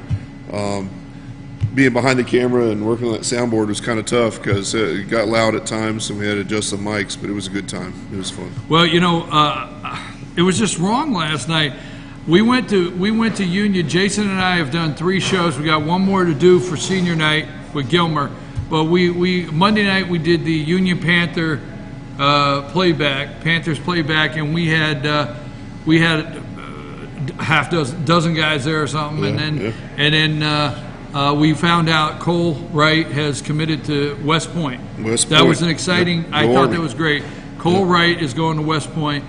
Wednesday night we were over here, Fannin Rebels had about 8 guys, had some fun there, and then last night Pickens Power half hour down in Jasper. And we asked all the guys to give us a memorable moment. And it was just wrong. Coach Wigington, I'm sorry, Coach Wigington, but right? Yeah. Coach Wigington, you just have to see his picture. You know him. And he got all excited about a score or something, and he fell. And that just made their day, didn't it? Yeah, it was at least half those guys said that was their favorite memory through all of high school sports. So yes, and awesome, Coach Wigington tipping over. So, okay, Jason, this is it. This is the night 3A. Obviously, we are sitting at a 5-0. That's GAC and Dawson at 3A, 5-0. They play tonight. Dawson does not win. No way. No way. No way. They will score, though. Dawson will score. I believe they'll score. I think this one's going to be over at halftime, just like every other game GAC's played. They're just that good. You know, Dawson's good, don't get me wrong, but GAC is like next level good. I mean, they got like 6 or 7 guys that could easily play D1 football. So I'm going to disagree with you on one point. GAC wins tonight. I don't think it's over at the half. I do think it's over early in the third quarter. Okay. Okay? Yeah, sure. And I know for those out there at home understand the difference in our prediction, meaning we've watched them play, and they pretty much have finished off all their opponents by halftime. So all fast. Right? Yeah, so first fast. quarter, second quarter, and the third quarter, GAC third and fourth quarter, they're already plugging in different guys and stuff like that. But the thing with GAC is when they send somebody in, a fresh set of legs, and the set of legs go out, the quality of the athlete, the level doesn't change, right? Doesn't change at all. In fact, you think about how much those second string and third string players have played all season long. Right. All that playing time they've had. They've gotten play because they play the second half. Yeah, exactly. Right. Let me ask you a question, though. So my opinion, first of all, GAC wins. Yes. They win the region tonight. Absolutely. Dawson will be 2. Yeah. Right, Yeah, they second. are. Yeah, They they're are. second. 5. They'll be 6-1. I mean 5-1, and GAC will be 6-0 after tonight. That's right. The only thing I'm saying is GAC will have to play their first string in the third quarter. That's all I'm saying. Not because they're losing, because Dawson has stayed a little too close. Okay. All right, I'm going with that. Cool. Folks, you got Greater Atlanta Christian 5-0, Dawson 5-0, North Hall 4-2, East Hall 2-3, Lumpkin 1-4, Union 1-4, and Fannin sitting at the bottom 0-5. Okay, Union is through. They're playing. It's a non-region. Lookout Valley. No, it's Lumpkin. Max Preps actually. Somebody made a mistake. All right, so that's you'll Lumpkin. see 2 of them there. Yeah, Yep. I'm sorry. Yeah, I'm sorry. I apologize. My mistake there. So they're playing. Union is playing Lumpkin, right? That's right. What's your call there? I think Lumpkin has figured out how to keep the ball out of Cole Wright's hands, but I don't think it's going to matter. Union's offense is so explosive; they won't need a lot of time to score points. They've done well all season. Cole Wright is healthy. Well, Cole Wright is healthy, but remember, Coach Allison said the Fannin, and fortunately for the Fannin Rebel fans, that was the first game the team was healthy. Yeah. Remember that? Yep. Monday night? Yeah. And Cole Wright being healthy is, if you're the opponent, that's not what you want when he shows up, right? No, that's right. And I think Lumpkin's defense is pretty good, but I don't think they're going to be able to stop Cole Wright. He's ridiculously efficient with his passing. Ridiculously efficient. And he moves well, too. So as the secondary falls back, as his receivers run downfield, the secondary tip, of course, they've got to back up, right? And they create a cushion, and then Cole Wright just runs right through it. And when he runs, his stride is a 3-yard. Yeah, it's unreal. You know what I'm saying? Yeah, it's unreal. The guy, okay, so Union will come away with another win tonight, is your prediction. Mm-hmm. Let's finish up with Fannin and is it East Hall? Yes. East Hall. East Hall coming to Fannin. They're playing at home, final game. This is Yes. where Fannin could go 0-6 in the region or 1-5. They're going to go 0-6. 0-6. Oh, you're cold real quick. I hate to say it because I love those guys. I actually in the off season I trained a couple of them in the weight room, and I like Coach Pavo. I like all those coaches. But the two teams, if we look at Fannin County this year, the two teams that Fannin has beat have not beat anyone yet, both of them. So we're talking about Gilmer and Andrews. East Hall has 5 wins, and they're quality wins too. They even beat Chastity. They beat a few teams. They won some good games, and they nearly beat Dawson. Right, they did. Lost by a touchdown. So Fannin's going 0-6. Yeah, I don't think it's going to happen for Fannin tonight. But we know how often I'm wrong. We love so we love the wrong. guys. We know the guys. We love the coaches. We love the fans, and we're here at home. So we're going to say we want it. We want it. Okay, we got to move because we're running out of time. We got to get our pet of the weekend. Quad A Region 6. Ridgeland have won the region 5-0. Heritage is 4-1. Pickens is 3-2. Southeast Whitfield is 3-2. Northwest Whitfield is 3-3. Gilmer's 0-5. Lafayette's 0-5. Okay, Southeast Whitfield. Let's start with that game and Ridgeland. Well, we already know. Okay, done. Ridgeland wins that one. Yeah. But here Lafayette Gilmer. Lafayette's picked by 20-some points or something. Yeah. I mean, yeah, they are. They are. This actually, is the game that Gilmer can play, put points on the board, can score, but can they win? I hope they do. That's it. I'm not predicting. Go win. Come on. Get it out. Give Wingard a win. All right, give Wingard a win. Put the win in Wingard. Let's go. All right, let's win Wingard. Okay, we're going to go with that. We're hopeful. We do love the guy. We talk to him every week. Great guy. So we're going to go with that one. Now, Pickens Heritage. I saved that for last because this has implications, and it is the team. If Pickens wins tonight, they're number 2 in the region, and they would have a home playoff game Friday night. If they don't, then they have what's called a play-in, a mini playoff Monday night. Yeah, that's where obviously they don't want to be playing on Monday. No. They want to win. Heritage is like a 16 or 17-point favorite with good reason. They're a really good football team. But Parker last night, when we spoke with him and the players, and they were all talking about how they're taking it personal. Hey, they're 16-point underdog to these guys. They're not going to lose. They don't want to lose.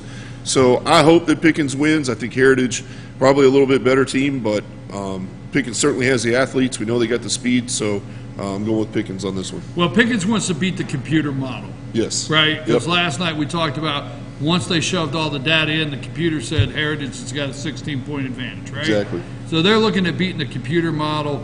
I'm going to go with Jason on this. We like the guys. We like the team. We follow the team. They play with heart. They've had 2 personal losses on their team this year. Yeah. 2 players that they've lost. They've been through a lot. I want to go with Pickens. Let's move to the last one and close this up. Murphy is headed over to Cherokee. Yes. And Murphy, good football team, lost the game to Swain County. Probably shouldn't have lost, but Cherokee. 28-26? I think it was 29, 27 or something like that. Yeah, it was like 2 points, right. It's a 2-point game, and obviously the story of the guy that picked up a fumble and ran the wrong way and cost a 4th and 72 may have, prevented them from being able to get position, kick a field goal, and win that. But fact of the matter is, Cherokee, they're ridiculous. They're good. So Cherokee's going to win. Cherokee's going to win. They're ridiculous. They're good. They're good. They're ridiculous. They're good. There you go. They're ridiculously efficient. Yeah. Final thought. You got 30 seconds because we got to get the pet of the week. We're going to go straight there. No commercial break. We're just going right to our pet of the week here in a minute. What do you got? Final thought. First of all, excited about college football playoff. Boomer Sooner sitting there at number 5. Clemson's going to lose sometime, and Sooners going to make it in. But true final thought. White County. Talk about them every week. Don't count the Warriors out. They're hosting Marist at home, and if they can beat Marist, they might actually be a playoff contender. They're in, but how far are they going to go? If they can beat Marist, White County will have something to talk about. Folks, the best thing about Marist going to White County is White County doesn't have to go to Marist and look up the scoreboard and ask the Holy Father to get on it. Trust me, you may not like that. I've been to Marist several times. I'm your host, BKP, Team FYN Sports. Follow us tonight at Team FYN Sports Sideline. Tiffany will be tweeting out over at Murphy at Cherokee. He'll be tweeting out over here at Fannin. We'll be tweeting out down there, Heritage Pickens. Follow us at Team FYN Sports tonight. We're going to be tweeting out over at Gilmer. I got over here, what about us? What about us? We're going to be tweeting out the Lafayette. We'll keep up with that. I'm your host. Hey, it's time. It's puppy week at Team FYN Sports. And yes, I love the puppies. Humane Society of Blue Ridge, right now, stay with us.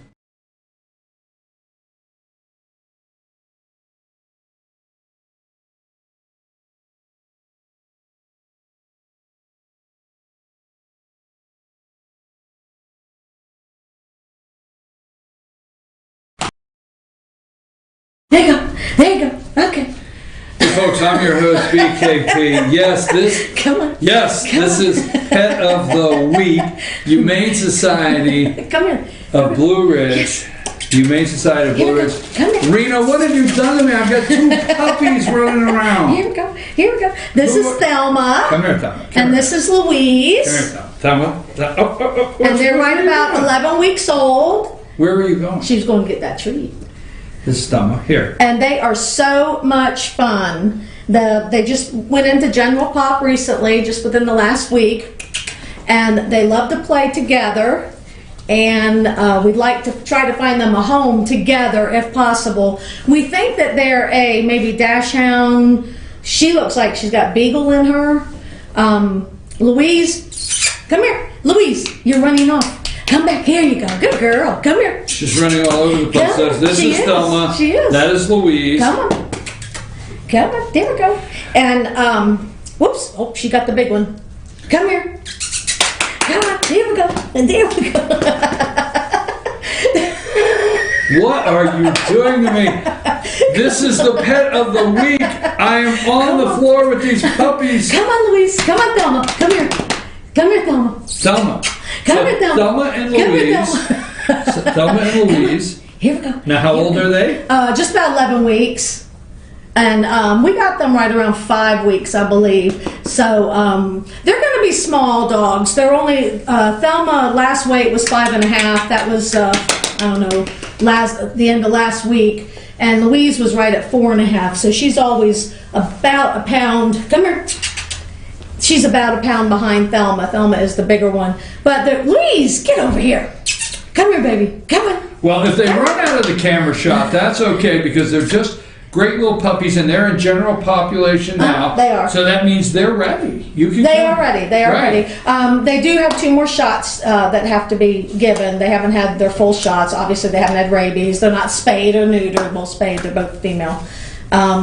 But we could, sometimes we do foster to adopt. You'd have to fill out the forms, but we'd really like you to come see them. Obviously, a meet and greet if you have a dog. If you have a big dog, they'd really have to be able to come on. Thelma, Louise. So we need a meet and greet, but I'll tell you what, sometimes, and I'm just going to say this, sometimes an older dog, when you bring a puppy in the house, sometimes it upsets them. It does. But then on the other side, there's some dogs that they get a little older, they think you brought someone for them to take care of. They become caregivers. So, and sometimes it makes the older dog, gives them a little bit more life, more playtime for them. Okay, come here. Thelma and Louise, over here. Come on. No playing over there. Over here. Here we go. Okay. Now, how do you expect for somebody to want to adopt you if you don't if you're come not over in the here? camera? Come on. Come over here. Come on, Louise. Come here. on. Here we go. Here we go. Here you go. Here you go. So, this is Humane Society of Blue Ridge, folks, and this is our pet of the week. We always have, and these are the great puppies that we have today, Thelma and Louise, and they're both available for adoption. How do we get in touch with you for the? All right. I tell you. Somehow Sam's in trouble for this when we get done. Okay? Yes. They are. You too, Rena. You and Sam are both in trouble for bringing Yes, puppies I in here know. today. Hang on. So, how can we get in touch with you? Come by and visit us at 171 Mineral Springs Road, which is just off of Aspen in Blue Ridge, Georgia. Call us 706-632-4357. Follow us on Facebook and go to our website, humanesocietyofblueridge.org, and come out and see these wonderful, wonderful puppies. We have other puppies that are 5 months, 6 months. We have adult dogs that need adopted. We have plenty of cats and kittens that really need to find a good home. We are closed Sundays and Tuesdays. We're open Monday, Wednesday, Thursday, Friday, 10 to 5, and Saturday, 10 to 2. Now, who do I have? You have Louise. Louise, and that's Thelma. This is Thelma. Louise, Thelma's always been a problem. She is, yeah. Louise likes being held. She's not quite so. When you hold Thelma, she'll take it for a little while. She gives kisses. Oh, thank you for kisses. And then she wants to run. And Louise, she'll sit just a little bit longer in your lap. Give kisses, Louise. Oh. Give kiss. There's your sister. Give kiss. There you go. Oh, would you stop that? Folks, it's She's Humane right there. Society of Blue Ridge. This is our pet of the week. We always have a pet of the week.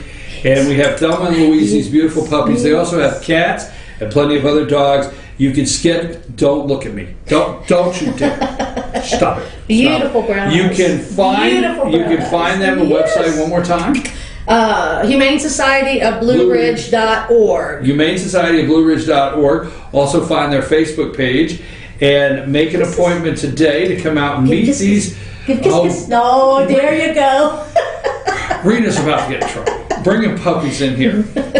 She knows. So come out and check these two beautiful pups out today, or you bring your dog, bring your family, and I think there's some kids out there that would love to have a puppy. Yes. Oh, yes. And we have just the puppy for you out there. Rena, now, one more time before we leave, but when they've already gone through the 14 days, is it? An intake, yes. There's 2 more shots here. There are 2 more shots because they were so young when we got them. They have to have 4 shots, and then they get their rabies later when they get 4 or 5 months old, and they won't get spayed until at least 5 months old, probably 6, because they are going to be small dogs.